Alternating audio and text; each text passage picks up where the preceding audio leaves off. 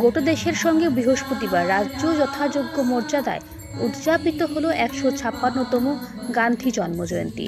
সরকারিভাবে মূল অনুষ্ঠানটি আয়োজিত হয় গান্ধীঘাটের শহীদ বেদিতে। উপস্থিত ছিলেন মন্ত্রী শান্তনা চাকমা।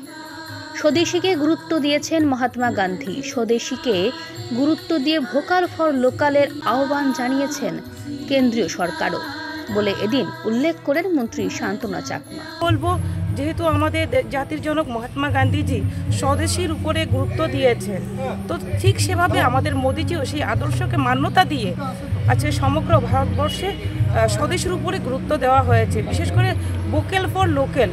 তো তার জন্য আমি বলবো, আজকের আমাদের জাতির জনক মহাত্মা গান্ধীর জন্মদিন উপলক্ষে প্রত্যেকেই যাতে স্বদেশি পণ্য, খাদি বস্ত্র হোক, যাই তৈরি হোক আমাদের স্বদেশী, সেগুলো যাতে ক্রয় করে সেই অনুরোধটুকু রাখছি সমগ্র ত্রিপুরাবাসীর কাছে। নমস্কার। 156তম গান্ধী জয়ন্তী উদযাপিত হয় ত্রিপুরা প্রদেশ কংগ্রেস ভবনেও। দেশের স্থিতিশীলতা ফিরিয়ে আনা এবং জাতি ধর্ম বর্ণ নির্বিশেষে ঐক্য ও সংহতি রক্ষার জন্য এদিন আহ্বান জানিয়েছে ত্রিপুরা প্রদেশ কংগ্রেস। বর্তমান ভারতবর্ষের যে অস্থিরতা,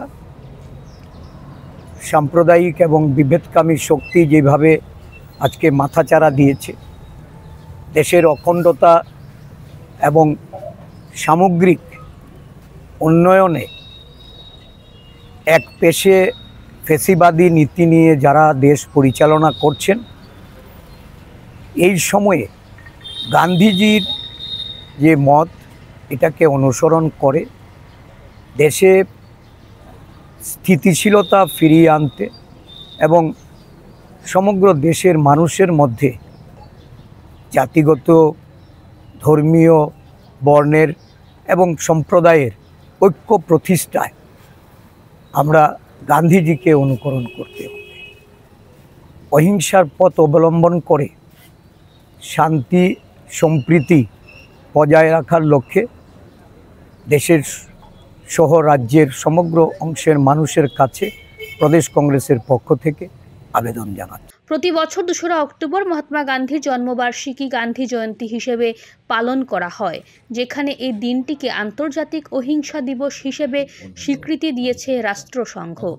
2রা অক্টোবর গান্ধী জয়ন্তী পালনের মধ্য দিয়ে সম্পন্ন হল ভারতীয় জনতা পার্টির সেবা পাক্ষিক কর্মসূচি। গান্ধী জন্মজয়ন্তী উপলক্ষে গান্ধীজির পরিচ্ছন্নতা এবং স্বদেশীর স্বপ্ন বাস্তবায়নের উদ্দেশ্যে স্বচ্ছ ভারত অভিযান, make in India, vocal for local ইত্যাদি কর্মসূচির উপর গুরুত্ব দিচ্ছে কেন্দ্র এবং রাজ্য সরকার। ভিও রিপোর্ট, নিউজ নাও।